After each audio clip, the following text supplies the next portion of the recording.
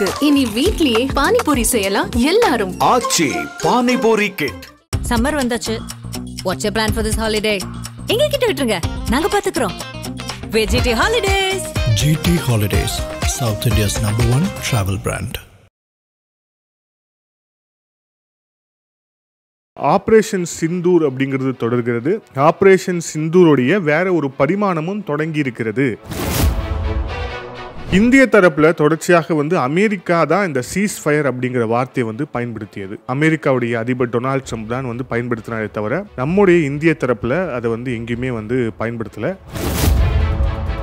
இந்த இரு நாடுகளுக்கு மத்தியில இப்போதைக்கு டென்ஷன்ஸ் வேணாம் அப்படின்னு சொல்லிட்டு அதிகாரிகள் மட்டத்தில் ஒரு முடிவெடுத்த பிறகு இப்பதான் அவங்க பாகிஸ்தானுடைய இராணுவத்துடைய தளபதி அசீம் முனீரும் ஷபாஸ் ஷரீஃபும் வெளியே வராங்க. மசூத் அசார், ஹஃபீஸ் சையத், இந்தியாவில் பல்வேறு தாக்குதலுக்கு காரணமாக இருக்கக்கூடிய பயங்கரவாதிகளை பாகிஸ்தான் இந்தியாவிடம் ஒப்படைக்க வேண்டும் அப்படின்ட்டு ஜெய்சங்கர் அவர்கள் சொல்லியிருக்கிறார். இந்த டேர்ம்ஸ்ல பாகிஸ்தான் நிச்சயமா பேச்சுவார்த்தைக்கு வருமா அப்படின்னா சத்தியமா வரப்போறதில்லை. ஏன்னா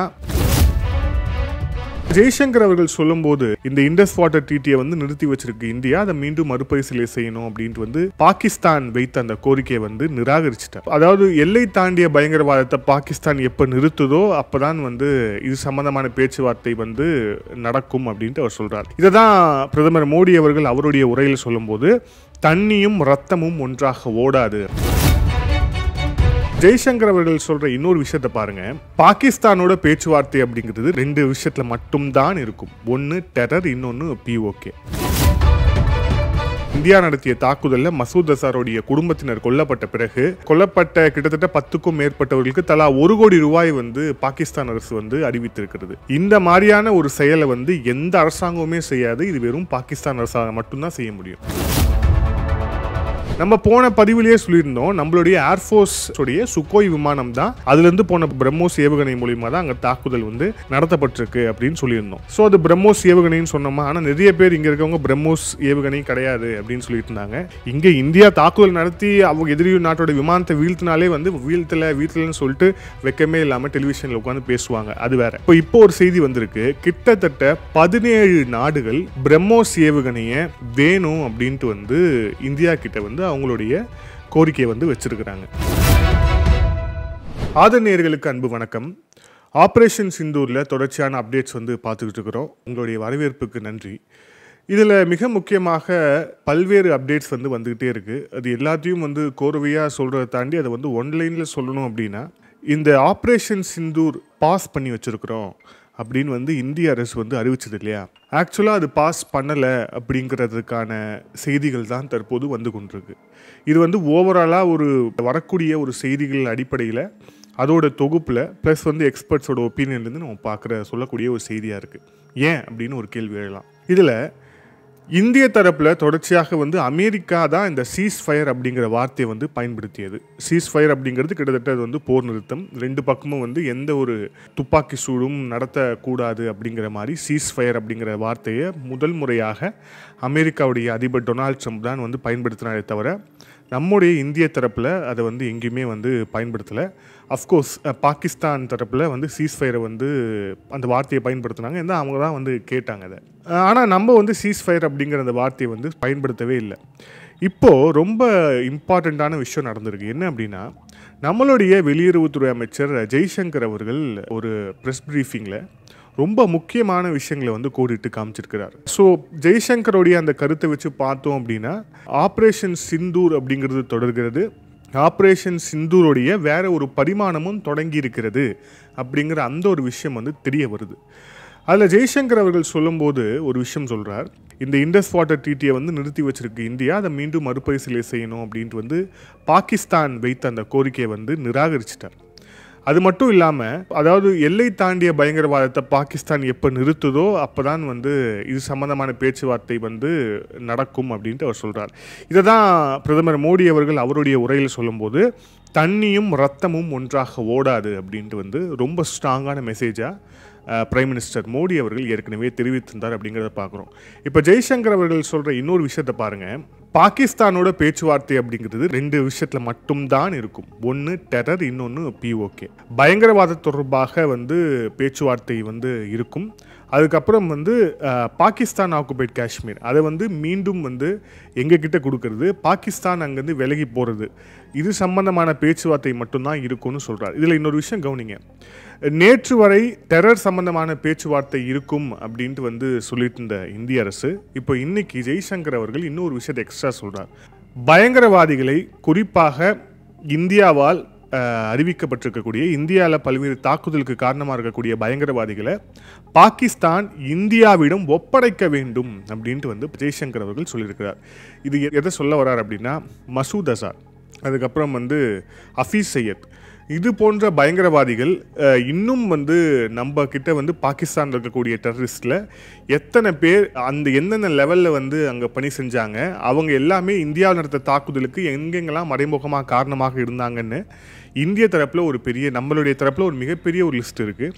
ஸோ அந்த தீவிரவாதிகள் எல்லாத்தையுமே வந்து நம்ம நீங்கள் வந்து சரண்டர் செய்யணும், குறிப்பாக இந்தியா கிட்ட ஒப்படைக்கணும் அப்படின்ட்டு வந்து அவர் வந்து சொல்லியிருக்கிறார்.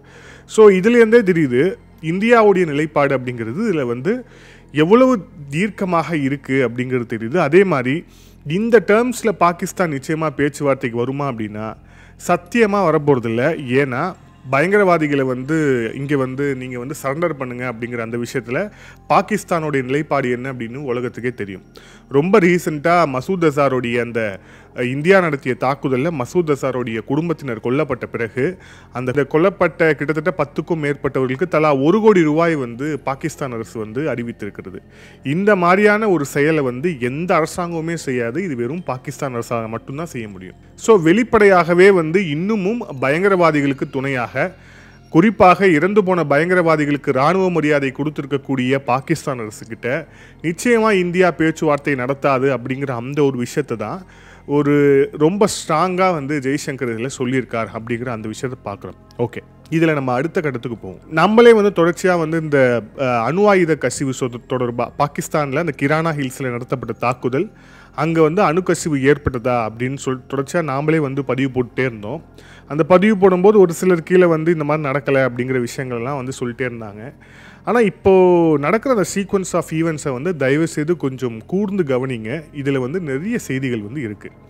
ஃபஸ்ட்டு சம்பவம் சொல்கிறேன்.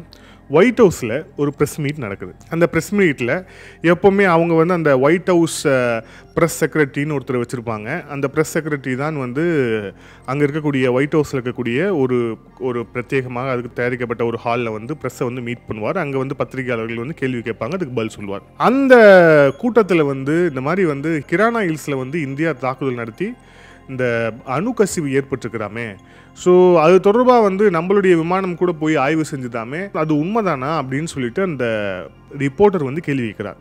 இதுக்கு அமெரிக்காவுடைய அந்த ஒயிட் ஹவுஸ் ப்ரெஸ் செக்ரட்டரி பதில் வந்து என்ன சொல்கிறார் அப்படின்னா, இது சம்மந்தமாக நான் பேச விரும்பலைன்னு சொல்கிறார்.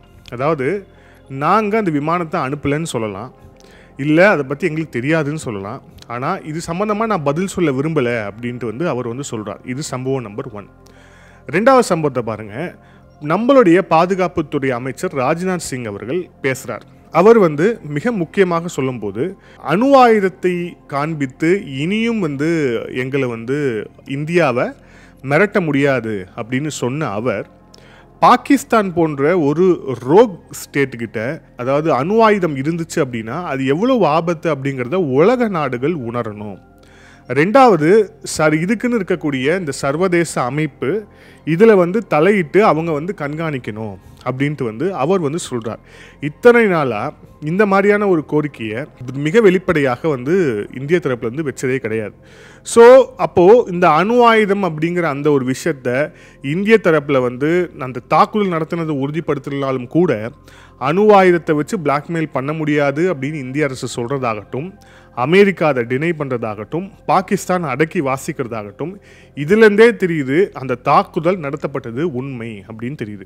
சரி, அப்பையும் உங்களால் வந்து நம்ப முடியல அப்படின்னா 3வது விஷயம் பாருங்கள். நம்ம போன பதிவிலேயே சொல்லியிருந்தோம், நம்மளுடைய ஏர்ஃபோர்ஸ் உடைய சுக்கோய் விமானம் தான் அதுலேருந்து போன பிரம்மோஸ் ஏவுகணை மூலிமா தான் அங்கே தாக்குதல் வந்து நடத்தப்பட்டிருக்கு அப்படின்னு சொல்லியிருந்தோம்.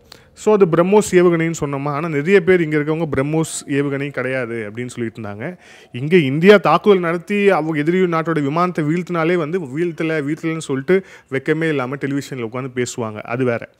ஸோ இப்போ இங்கே பாருங்கள், பிரம்மோஸ் ஏவுகணை தொடர்பாக வந்து இங்கே பேச்சு வர்றதுக்கான வாய்ப்பு ஏன் வந்தது? இப்போ ஒரு செய்தி வந்திருக்கு, கிட்டத்தட்ட 17 நாடுகள் பிரம்மோஸ் ஏவுகணையை வேணும் அப்படின்ட்டு வந்து இந்தியா கிட்ட வந்து அவங்களுடைய கோரிக்கையை வந்து வச்சுருக்கிறாங்க. அந்த நாட்டில் பாருங்கள், 17 நாடுகள், ஒரு நாடு இல்லை, 2 நாடு இல்லை, 17 நாடுகள்.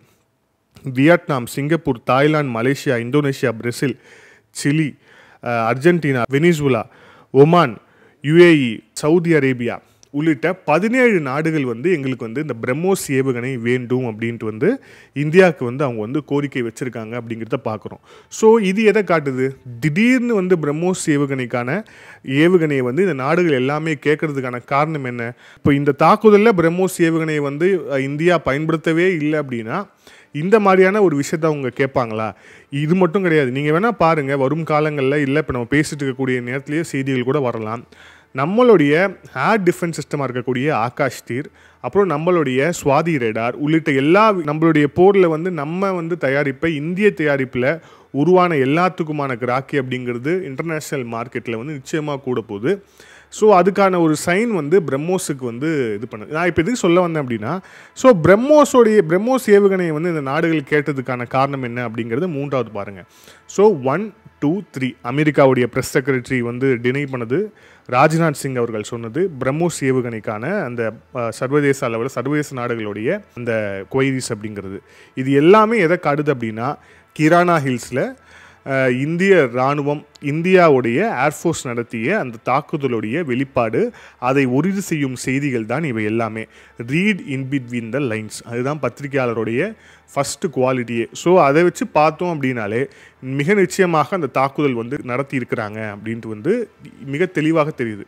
ஏன்னா இந்த பாகிஸ்தான் துருக்கிஷ் அந்த இன்ஃபோவார் பற்றி நம்ம பேசிகிட்டே இருந்தோம் இல்லையா, அதில் வந்து அவங்க சொல்கிறது அந்த மாதிரிலாம் எந்த தாக்குதலுமே வந்து தடத்தலை, அதெல்லாம் வந்து தாக்கவே முடியாது. குறிப்பாக வந்து அந்த இன்டர்நேஷ்னல் ஆர்கனைசேஷன், இந்த நியூக்ளியர் எனர்ஜியை வந்து எல்லாமே வந்து கண்காணிச்சிருக்கக்கூடிய இன்டர்நேஷ்னல் ஆர்கனைசேஷனே அவங்களே வந்து என்ன சொல்லியிருக்கிறாங்கன்னா, தாக்குதல் நடத்தலைன்னு சொல்ல, அங்கே வந்து ரேடியோ ஆக்டிவ் லீக் இல்லைன்னு தான் சொல்லியிருக்கிறாங்க. ஸோ ரேடியோ ஆக்டிவ் லீக் இருக்கா அப்படின்னு வந்து இந்த செய்தி எல்லாமே போயிட்டு இருந்துச்சு. So there is no radio active leak அப்படின்னு வந்து சொல்லியிருக்கிறாங்க. ஸோ ரேடியோ ஆக்டிவ் லீக் இல்லைன்னு சொன்னதே வந்து அங்கே தாக்குதலே நடத்தலை அப்படிங்கிறது ஆகாது. அதுதான் இன்றைக்கி டைம்ஸ் ஆஃப் இந்தியாலேயும் வந்து அந்த செய்தி வந்து பிரசுரமாயிருக்கு. ஒன்று. இப்போ இன்னொரு விஷயத்த பாருங்கள், இந்தியா வந்து ட்ரம்ப்புக்கு வந்து பண்ணிருச்சு, இந்தியா வந்து அமெரிக்காவுடைய அந்த மிரட்டலுக்கு வந்து பணிந்து விட்டது அப்படின்ட்டு தொடர்ச்சியாக வந்து ஒரு கட்டமைப்பு சொல்லிட்டே இருந்தாங்க. இப்போது ட்ரம்ப் என்ன பேசியிருக்கிறார் அப்படிங்கிறது பாருங்கள். நான் செய்தேன் என சொல்லவில்லை, நான் உதவினேன் அப்படின்னு சொல்லியிருக்காரு. முன்னாடி நான் தான் வந்து இந்த போரை நிறுத்தினேன், 2 நாடுகளுக்கும் நான் தான் பேசினேன், காஷ்மீர் அப்படிங்கிறது 1000 வருஷத்துக்கு மேலே இருக்கக்கூடிய பிரச்சனை, அது 1000 வருஷம் பிரச்சனைலாம் கிடையாது, ட்ரம்ப்புக்கு தெரியல. ஸோ அவர் வந்து சொல்லும்போது வந்து நான் தான் எல்லாமே வந்து செஞ்சேன், ஸோ வந்து 2 நாடுகளுக்கும் இடையில் நான் தான் வந்து இது பண்ணேன். ஸோ நம்மளுடைய இந்த கிளீஷேவாக நம்ம இந்த ஜியோ பாலிட்டிக்ஸை வந்து அனலைஸ் பண்ணுறவங்க ஒன்றே பார்ப்பா, அமெரிக்காக்காரன் பஞ்சாயத்துக்கு வந்துட்டான், பார்த்தியா இந்தியாவால் எதுவுமே செய்ய முடியல அப்படின்னு தொடர்ச்சியாக சொன்னாங்க. ஆனால் இப்போ பாருங்கள், ட்ரம்ப் என்ன சொல்லியிருக்காரு அப்படின்னா, நான் தான் செஞ்சேன்னு சொல்லுங்க, நான் உதவினேன் அப்படின்னு சொல்லியிருக்கிறார். ஸோ நான் இது உதவி தான் செஞ்சேன், அவர் ஏன் உதவி செஞ்சார் அப்படிங்கிற அந்த விஷயம் எல்லாமே வந்து தெரியும்.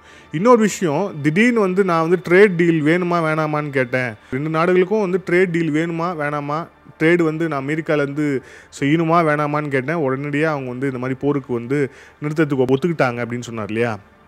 அதுக்கு நம்மளுடைய மினிஸ்டர் ஜெய்சங்கருடைய அவர் சொன்ன ஒரு ஸ்டேட்மெண்ட் பாருங்கள், அதில் ரொம்ப தெளிவாக சொல்கிறாரு, இன்னும் அமெரிக்காவுக்கும் இந்தியாவுக்குமான அந்த ட்ரேட் டீல் அப்படிங்கிறது இன்னும் முடிவடையலை, அது எல்லாமே டிஸ்கஷன் ஸ்டேஜில் தான் இருக்குது, அதுக்காக தனியாக ஒரு டீம் வந்து வேலை செஞ்சுக்கிட்டு இருக்கிறாங்க.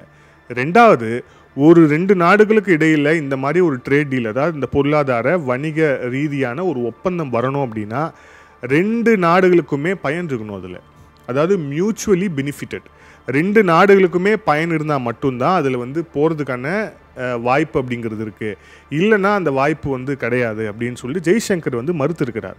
ஸோ ட்ரம்ப் சொன்னது எல்லாத்துக்குமே ஆமாம் சாமி நம்ம எங்கேயும் தலையும் ஆட்டலை, அதே மாதிரி ட்ரேட் டீல் சம்பந்தமாகவும் நம்மளுடைய நிலைப்பாடு இன்னும் உறுதியாக தான் இருக்குது. அதே மாதிரி முன்னாடி ட்ரம்ப் சொன்ன அந்த ஸ்டேட்மெண்ட்டே இப்போ அவரே வந்து ட்ரம்ப் வந்து ஸ்டேட்மெண்ட்டை மாற்றி சொல்கிறது ஒன்றும் புதுசு கிடையாது.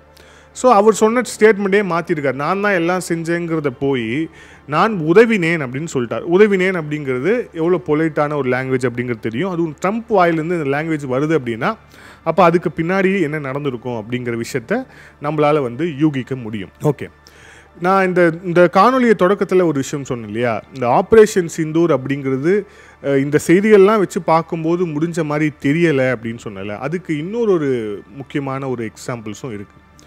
துருக்கியை நோக்கி இப்போ வந்து நம்ம இந்திய தரப்புலேருந்து செய்யப்பட்டிருக்கக்கூடிய செய்து வரக்கூடிய சில நடவடிக்கைகள் எல்லாமே பார்க்கும்போது இதில் இன்னும் ஒரு கிளியர் கட்டாக வந்து இதை எதை நோக்கி போகுது அப்படின்னும் தெரியுது.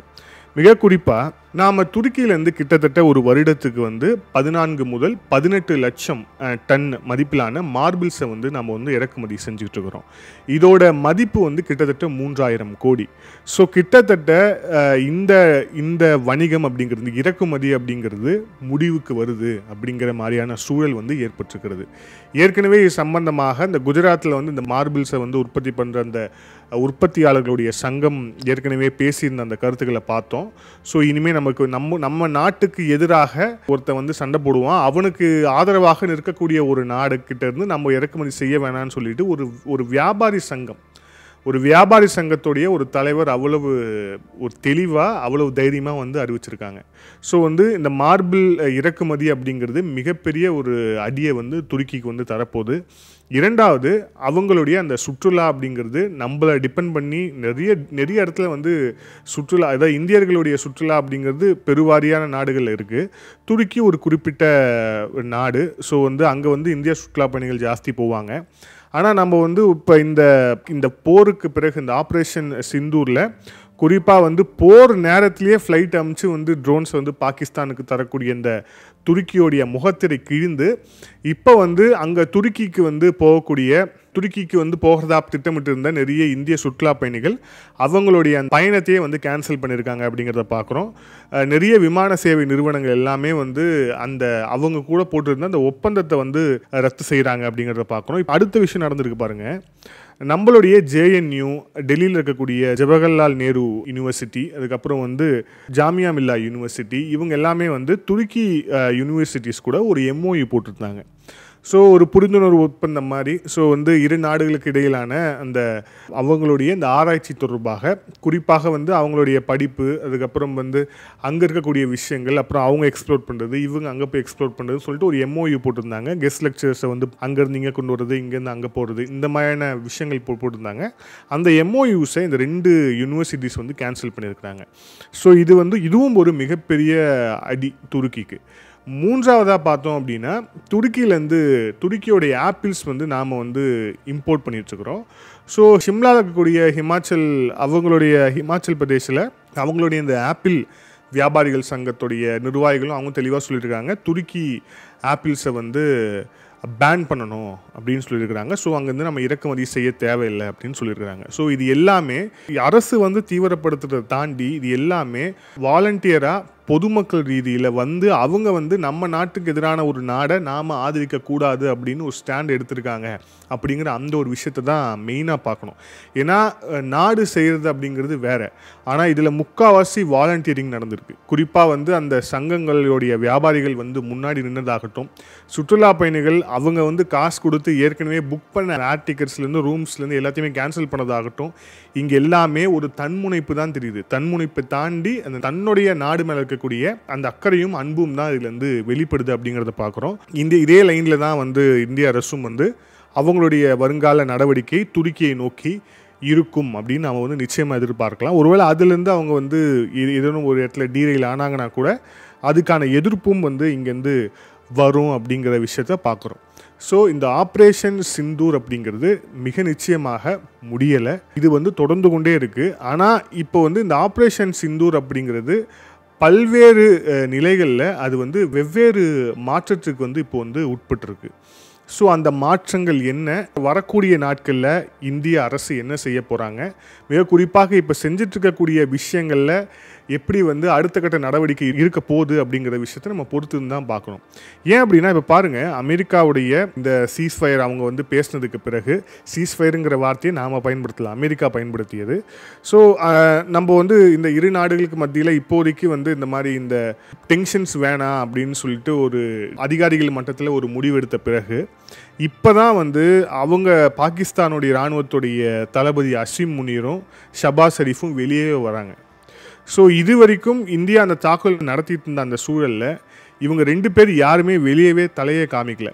அசீம் முனீர் எங்கே போனார்னே தெரியல. பெஹல்காம் தாக்குதல் நடந்த பிறகு அதுக்கு பின்னாடி இருக்கக்கூடியது பாகிஸ்தான் தான் அப்படின்னு மிக தெளிவாக என்ஐஏ இன்புட்ஸ்லேருந்து எல்லாத்துலேயும் தெரிந்த பிறகு அசீம் முனீரை வந்து எங்கேயுமே பார்க்க முடியல. ஆனால் இப்போ தான் அசீம் முனீர் வந்து வெளியே வரார். வெளியே வந்து என்ன சொன்னேன் இல்லையா, அந்த மசூத் அசாருடைய குடும்பத்துக்கு தலா 1 கோடி, அவங்க எல்லாம் வந்து சுதந்திர போராட்ட தியாகிகள். ஸோ அவங்களுக்கு வந்து அவங்களுடைய அந்த அவங்களுக்கான அந்த துக்க நிகழ்ச்சியில் போய் பங்கேற்கிறது, அப்புறம் வந்து அவங்களுடைய இரங்கல் நிகழ்ச்சியில் போய் வீர உரையாற்றுறது, இதுக்கு தான் வெளியவே வரார்.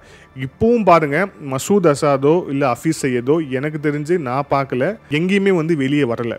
ஸோ அந்த பயம் இருக்கட்டும். ஸோ அந்த பயம் வந்து தொடருது அப்படின்னாலே இந்தியா எப்போ வேணால் நம்மளை தாக்கலாம் அப்படிங்கிற அந்த பயம் அவங்களுக்கு இருக்குது. அப்படியே வெளியே வந்தாலும் நம்மளை வந்து பாகிஸ்தான் இராணுவம் காப்பாற்றும் அப்படிங்கிற அந்த நம்பிக்கையும் அவங்களுக்கு கிடையாது. ஏன்னா பாகிஸ்தான் இராணுவம் ஃபஸ்ட்டு அவங்கள காப்பாற்றிக்கணும். ஏன்னா வந்து அவங்க அசீம் முனீரை காப்பாற்றுவாங்களா இல்லை வந்து ஹஃபீஸ் சையதை காப்பாற்றுவாங்களா? அவங்கள பொறுத்து அவங்க கண்ணோட்டத்தில் 2 பேருமே ஒரே ஆள் தான். ஆனால் வந்து அவங்க யாரை காப்பாற்றுவாங்கன்னு ஒன்று இருக்குல்ல. ஸோ அதுதான். ஸோ இந்த ஆப்ரேஷன் சிந்தூருடைய வெவ்வேறு வடிவங்கள் வந்து கொண்டிருக்கு. அது தொடர்பான முக்கியமான அப்டேட்ஸ் வந்திருக்கு. ஸோ இதே மாதிரி அடுத்த ஒரு தொகுப்பில் வந்து உங்களை சந்திக்கிறேன். அதுவே நன்றி, வணக்கம்.